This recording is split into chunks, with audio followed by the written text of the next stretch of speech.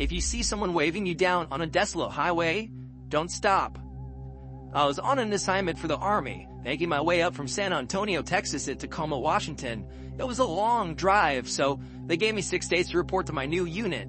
But I didn't mind. I love road trips. There's nothing like the freedom of exploring the world by yourself. The first day of my journey, I planned to get as much driving in as possible so I could spend a few days in Utah. A sort of mini vacation, you could say. This was January and the days were short, so maximizing the amount of daylight I had was crucial. I got up early in the mornings, carried the last of my bags out to my Corolla, signed out of my old unit, and hit the road at roughly 5 a.m. It was an amazing day. I saw the landscape transform around me as I headed farther west than I had ever been in my life. From the San Antonio metropolitan area, to the savannas of Edwards Plateau, to the pancake flat farmland of the Great Plains region, America's breadbasket. Finally, the farms opened up into prairie, and I saw the Welcome to New Mexico, the land of enrichment sign. Now I was really in the middle of nowhere. Continuing on the U.S. Route 380, I eventually found myself in Roswell. I could have gotten a few more hours of driving in and made it to Albuquerque, but I figured since I was in no rush, I might as well see what the Roswell had to offer. Who knows if I could get a chance to visit again. As a fan of the strange, dark, and mysterious, as Mr. Ballin would say, I took a self-guided tour of the shops and attractions. The next day I continued to Albuquerque, then westward on Interstate 40. By the time I reached Scullup and started northbound on U.S. Route 491, I still had 2 hours of driving left before crossing the border into Colorado, and another 45 minutes before I could get to the Cortez, my planned stop for the night. However, my daylight was already running out as sunset was at 6 p.m. I got Starbucks and refreshed myself for the final stretch. It was supposed to be easy, just a straight shot, but looking back on it now, I figured that, had I decided to stop in Albuquerque instead of Roswell the night previous, I would have already been in Colorado by now, and possibly by making my way into Utah.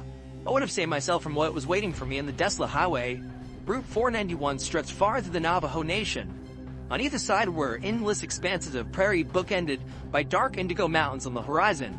To my left, the sky glowed a faint orange-purple, the light slowly dying down like smoldering embers in a fire, until finally plunging the land into darkness. Every now and then, I would see a forlorn headlights of another car pass by, which gave me a bit of relief that I wasn't alone.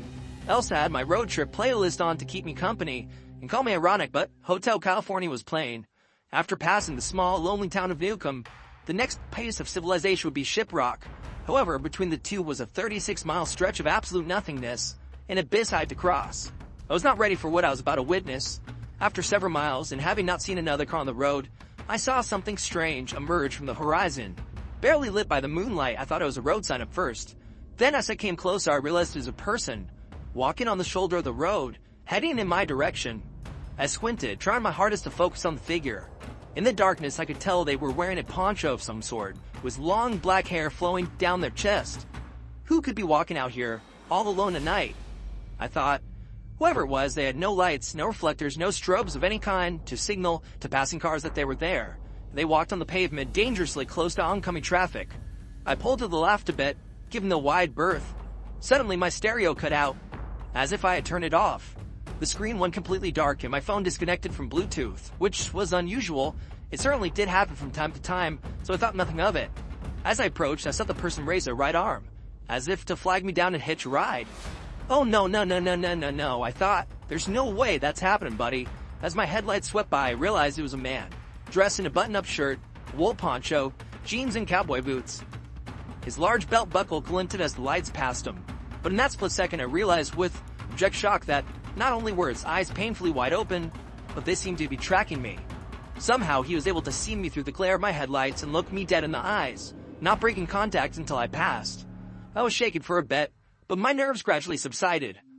My stereo abruptly turned back on and my music continued playing. I brushed everything off as simply my imagination, the darkness and the shadows playing tricks on my mind. Besides, the man was behind me. I figured he must have been drunk. Indian reservation sadly had high rates of alcoholism. I looked at my rearview mirror. He was gone. I couldn't see him. Maybe he's too far behind me. No, that couldn't be. It must be too dark. Maybe. I drove on, trying to figure out what just happened, but at the same time forcing myself not to think about it. Just when I thought I had moved on, I saw another shape in the distance. Getting closer, I realized it was another figure. Another person walking alone at night? There's no way. They walked along the shoulder of the road, swaying back and forth. Slowly, I could make out this person was also wearing a poncho. Then I saw what looked like long, black hair reaching down past the chest. No, there's no way. It was the man. The same man. But how? The man raised his arm again, trying to flag me down. What did this guy want? I kept up my pace with no intention of stopping for any reason. Just like last time, my stereo turned off again. Suddenly, the man leapt out onto the road, arms waving frantically. I swerved into the left lane, narrowly avoiding him. In my headlights, I noticed he had the same wide-eyed look, his gaze locked onto mine. I also saw that his clothes did not look as they did the first encounter. Once they were clean, if not well worn, now they were soiled and tattered, rags barely hanging on to his withered frame.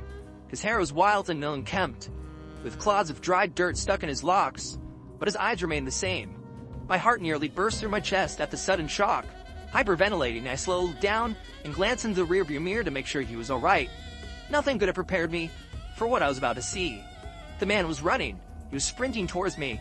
I centered the wheel and accelerated, hoping to get as much distance from him as possible, but as it continued to speed up, so did he. Faster and faster I drove, but every time I looked into the mirror, I would see him right behind me, perfectly keeping my pace. His body tinted red by my taillights. I could feel my temples throbbing and my hands getting slick with sweat on the steering wheel. I was sick to my stomach. There's no way I looked forward, hoping to see a faint glimmer of light from the town ahead, but I was still too far away. I looked back at the rearview mirror. The man was gone. I should have been relieved, but I knew better. Where did he go? I looked around, hoping to regain a visual on him. I couldn't see anything. Taking a deep breath, I refocused on the road, but kept my guard up.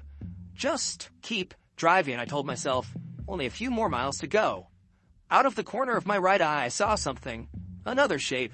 It wasn't the man, at least I didn't think so. I glanced over, bracing myself for whatever was going to meet my sight.